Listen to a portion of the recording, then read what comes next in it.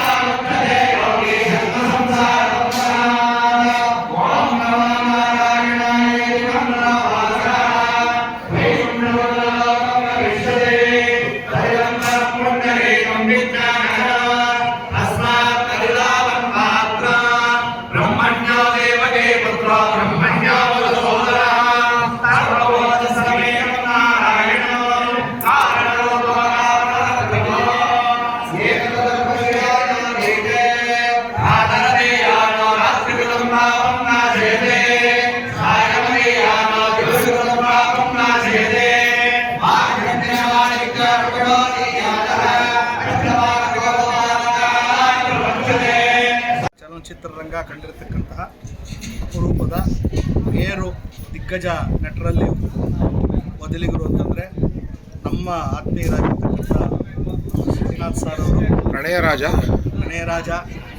ಇವತ್ತಿಗೂ ಕೂಡ ಅದೇ ರೀತಿಯಾಗಿರ್ತಕ್ಕಂಥ ವರ್ಚಸ್ಸು ಅವರಲ್ಲಿ. ಇವಾಗ ಹೇಳಿದ ಮಂತ್ರದಿಂದನೇ ಅವ್ರಿಗೆ ಆ ವರ್ಚಸ್ಸು ಇರ್ತಕ್ಕಂಥದ್ದು.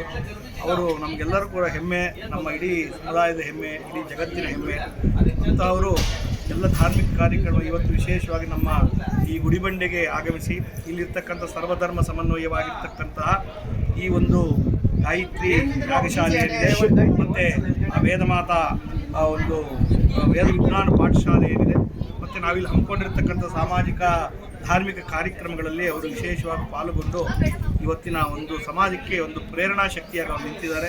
ಅವರಿಗೆ ನಮ್ಮ ಗುಡಿಬಂಡೆ ಇಡೀ ಜನತೆ ಪರವಾಗಿ ವಿಶೇಷವಾಗಿರ್ತಕ್ಕಂತಹ ಧನ್ಯವಾದಗಳನ್ನ ಈ ಸಂದರ್ಭದಲ್ಲಿ ನಾನು ಅರ್ಪಿಸಲಿಕ್ಕೆ ಇಷ್ಟಪಡ್ತೀನಿ. ಇನ್ನು ಮುಂದೆ ಅವರ ಮಾರ್ಗದರ್ಶನ, ಅವರ ನೇತೃತ್ವದಲ್ಲಿ ಹಲವಾರು ಕಾರ್ಯಕ್ರಮಗಳು ಹಿಂದೇನೋ ಒಂದ್ಸಲಿ ಗುಡಿಬಂಡೆಗೆ ಅವರು ಬಂದು ಈ ಸಮಾಜಕ್ಕೆ ಒಂದು ಮಾರ್ಗದರ್ಶನ ಕೊಟ್ಟಿದ್ದಾರೆ.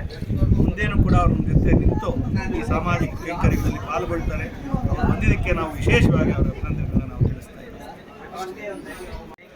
ಗಾಯತ್ರಿ ಸೇವಾ ಒಂದು ಹೋಮಕ್ಕೆ ನನ್ನ ಭಾಳ ವಿಶ್ವಾಸ ಕರೆದು ಬಂದಿದ್ದೀನಿ. ತುಂಬ ಒಳ್ಳೆಯ ಕೆಲಸ.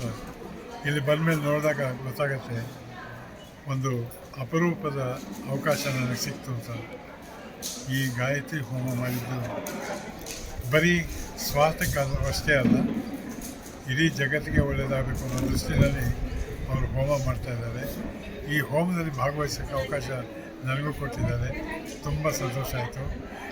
ಇದರಿಂದ ಜಗತ್ತಿಗೆ ಒಳ್ಳೆಯದಾಗಲಿ, ಪ್ರತಿಯೊಬ್ಬರು ಆನಂದವಾಗಿ ಸಂತೋಷವಾಗಿರಲಿ, ಅದೇ ನನ್ನ ಪ್ರಾರ್ಥನೆ.